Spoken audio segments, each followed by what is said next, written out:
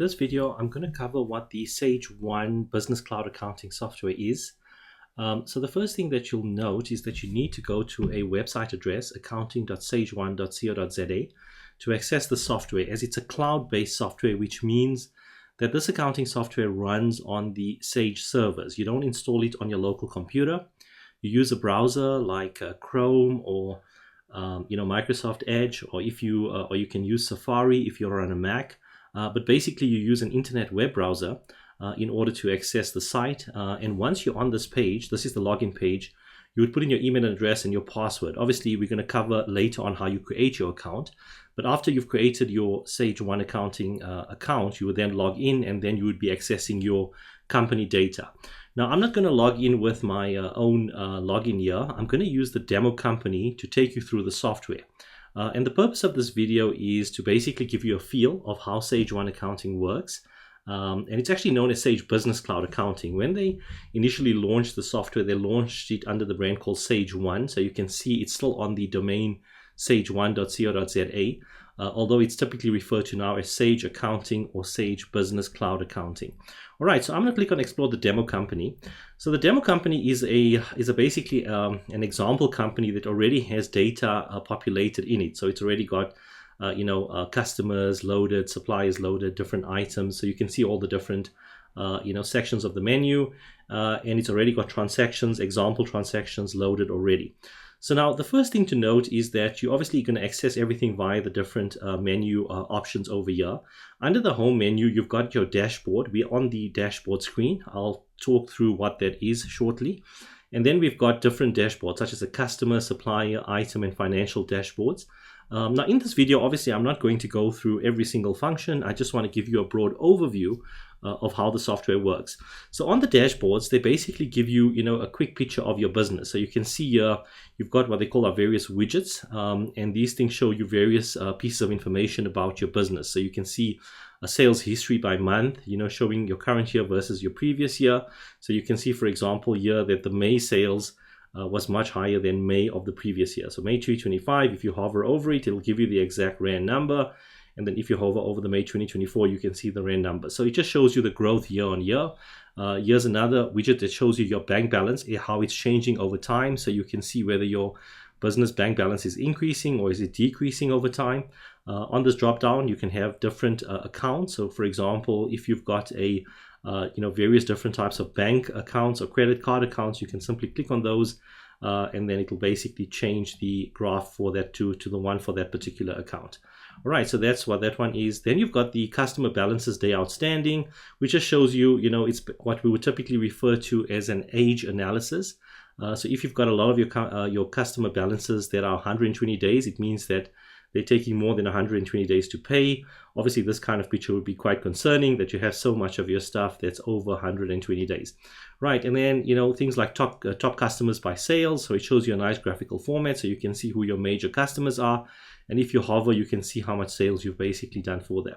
Each of these things has a little icon over here where if you click on that icon, you can see it says the closed widget settings. It's got, you can actually then, when I clicked on that, it brought up the settings so I can show the top customers by the current year, by the current month. I want to view the top 7 or the top 5. How many of them do I want to see on that graph?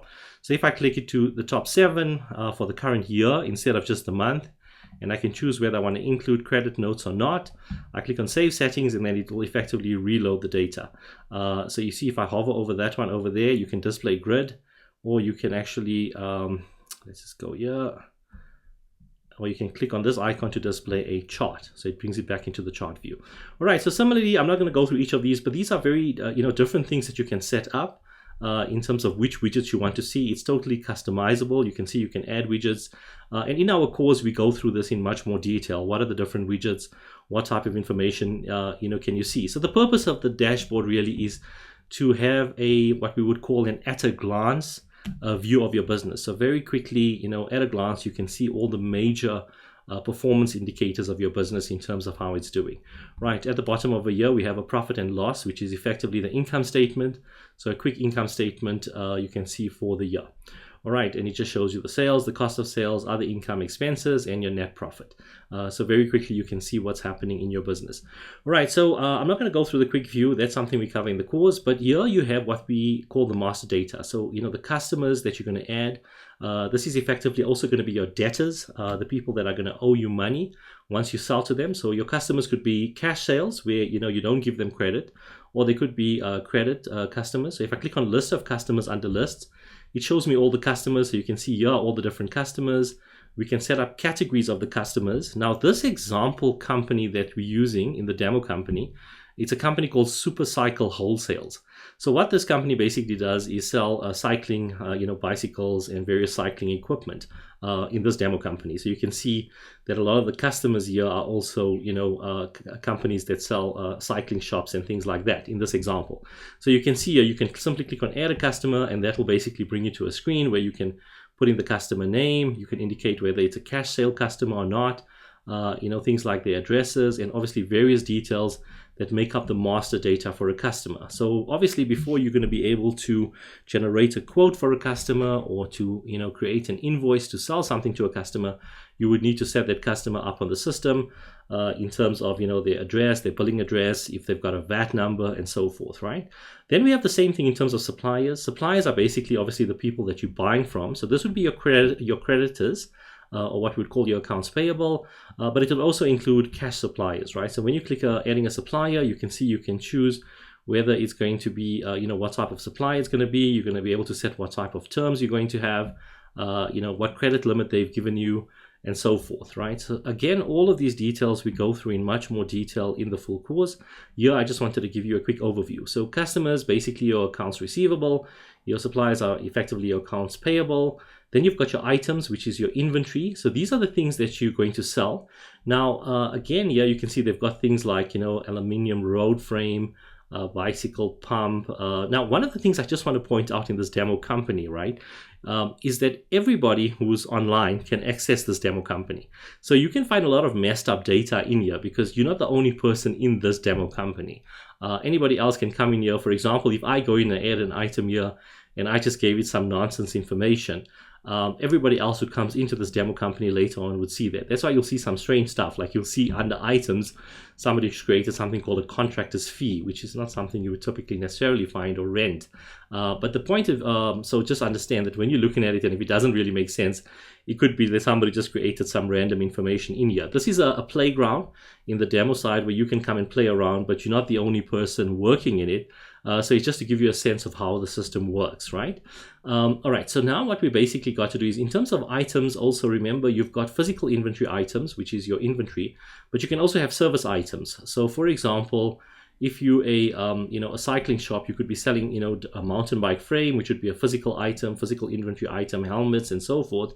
But let's say you provided something like a repair service, a bike repair service. So that's not selling a physical item, that would be selling a service item. And you can see that when you create a new item, you'll give it a code, like an item code, you'll give it a description, and you will indicate here under the item type whether it's a physical item or a service item. Remember, service items are things that are not physically in stock, so they don't actually sit on your balance sheet.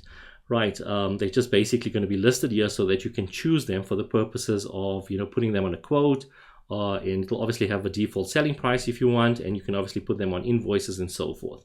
Right, so these are the three major pieces of master data that you have to set up.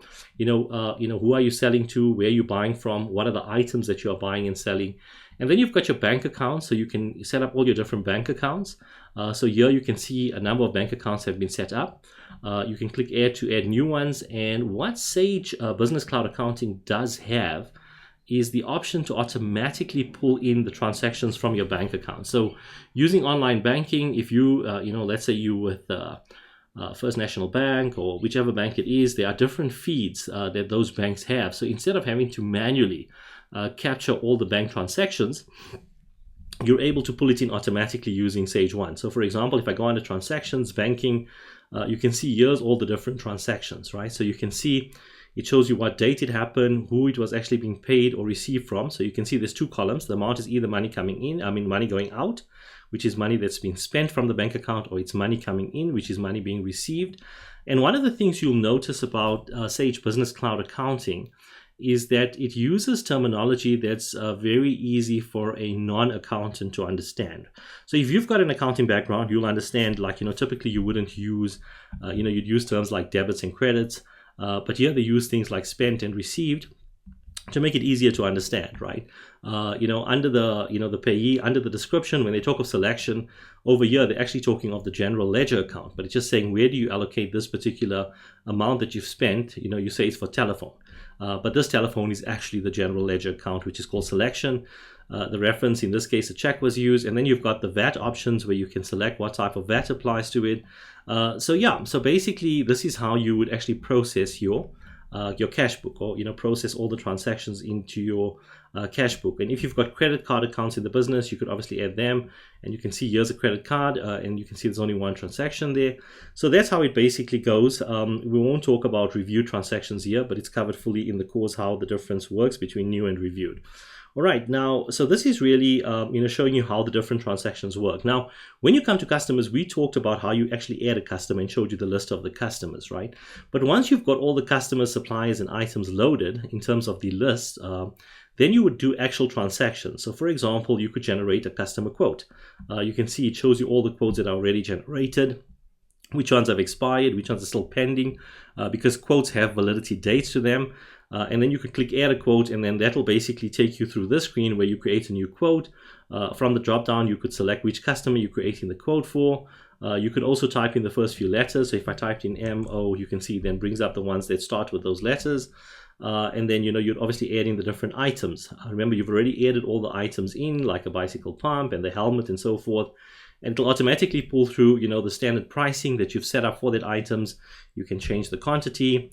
And let's say we added another item in over here, just to show you how easy it is. And then I just press the tab key.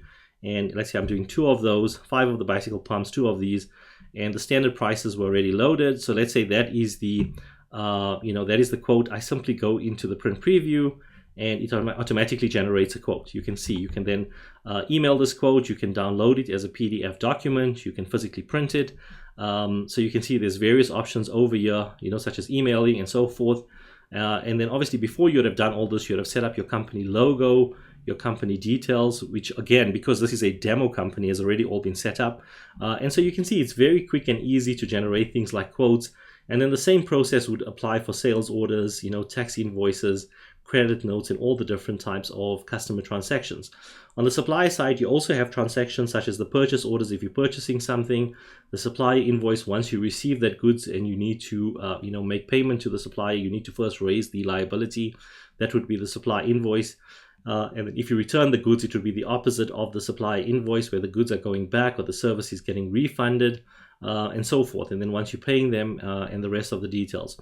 All right, so, and then under transactions, you have item adjustments, which would be inventory adjustments. If you have a stock take, for example, and you according to your system, you had 10 in stock, but you only find that you've got 8 and you need to write off 2 items, you would do that under item adjustments. So that's just to give you a feel of how the different transactions work. The banking, we already looked at the transactions under the banking, where we said it can pull through automatically. Of course, when you go into the banking transactions, you can also manually add transactions in if you want. So it's not that you only have to do it with you can see you can actually go in and manually type in and manually select what it's for, right? Then we come to the accounts. The accounts is basically the general ledger account. So I'm going to go to the list of accounts, and this is effectively your general ledger, where you're going to prepare your financial statements from.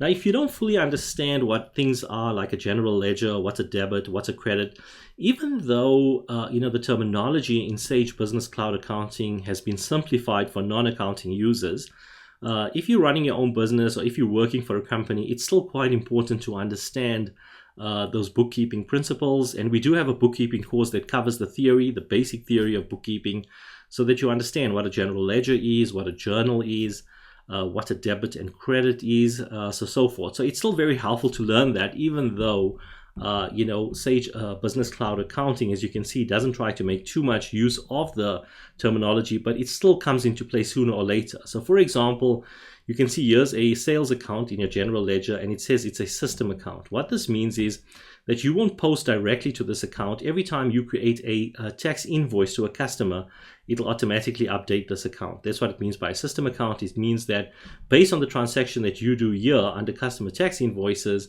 and recurring invoices and credit notes, the system will automatically post those values into the sales so you can see the full sales value. So this is what we call the chart of accounts, where you can create new accounts. Let's say you have a new type of expense. Let's say there wasn't something for stationery and you wanted to create a stationery account. You could just say add an account. I could add an account. I could say the account is stationery, for example. I would then say what category is this account? It's basically an expense account. There's no default VAT into it. It's an active account. That's all I really need to do, and I just simply click on save, and now you'll see I've got an account called stationery that will basically be here. Let's see, there we go. So that's the account I've just created. You can see there's no transactions processed because we just created it and it has a 0 value, whereas these other accounts have had transactions already against them.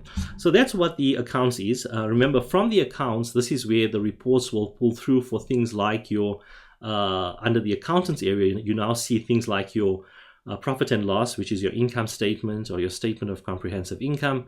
You've got your balance sheet, which is your statement of financial position, your trial balance, which is a list of all the general ledger accounts with their balances and amounts. And there's also budget reports and so forth, right? We obviously, again, don't go through all of these. One of the key things that I also want to point out, let's say you're running your own business, but you still need an accountant for certain things like submitting your tax returns or submitting your VAT.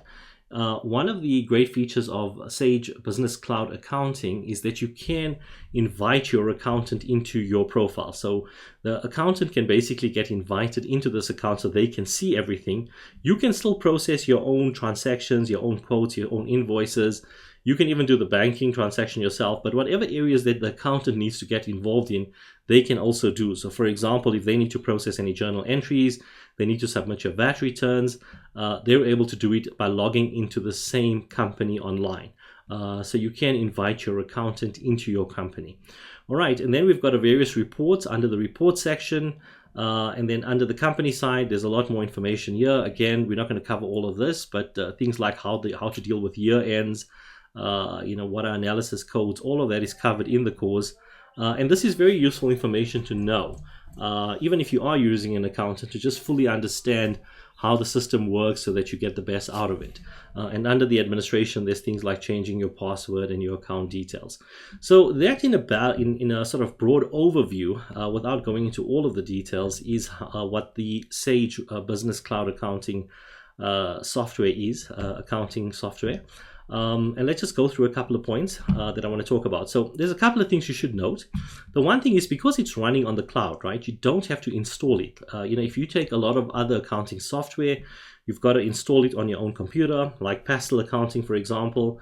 And then with those softwares that you install on your computer, you also need to run updates from time to time. Now with Sage Accounting, you're always just going to go and log in on your browser.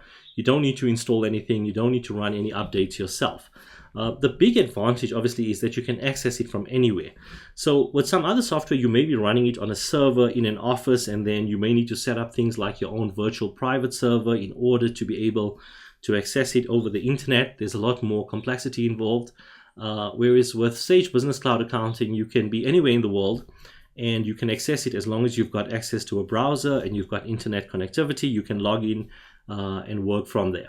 Right, as I mentioned earlier on, the accountant can be invited to the account and they can perform any work they need to do.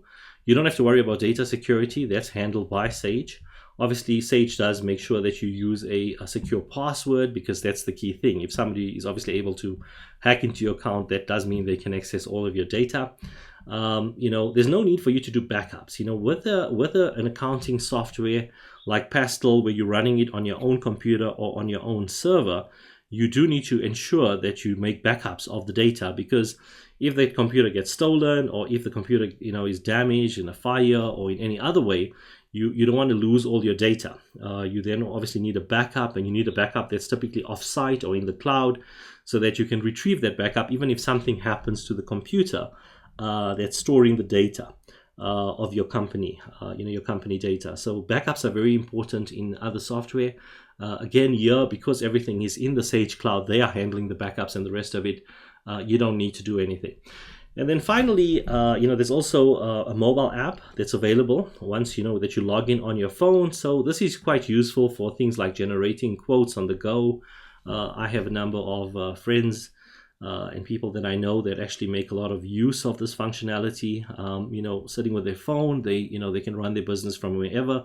You don't necessarily need to open up your laptop or your full computer in order to do things like generating an invoice or generating a quote.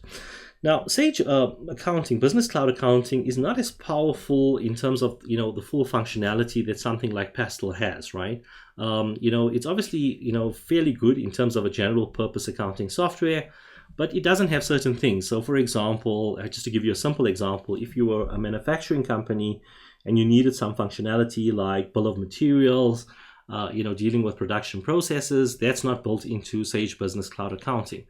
For that, you would typically use Pastel with its add-on module that deals with manufacturing, right? But in terms of general purpose businesses, you obviously now need to make that assessment whether Sage Business Cloud will work for you. For most businesses that are doing normal, selling, purchasing, and so forth, it will have all the required functionality.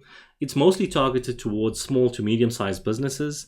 You can have multiple users in the account, so you don't have to be a single user. You can have multiple people logging in, and it's even possible to limit people's access to certain areas. So, for example, if you have staff and you only want them to be able to generate quotes and not be able to do invoices, for example, you can actually do that, and that's something we have set up as well.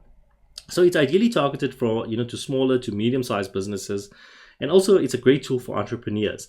When you're running your business, this is something that you can run, you can learn fairly quickly. We've got a course, basically online and distance learning, as well as classroom courses available, but it's really quite easy to learn this. We have a large majority of students do our distance and online learning course, and within a matter of days, they're fully up and running and can actually use the software.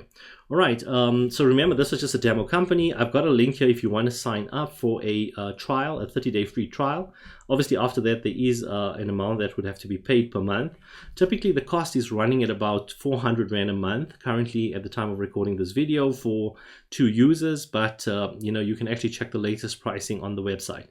So that's really, in a nutshell, it still works out a lot more cost effective for a single company than pretty much any other accounting software that you would pay for outside over there.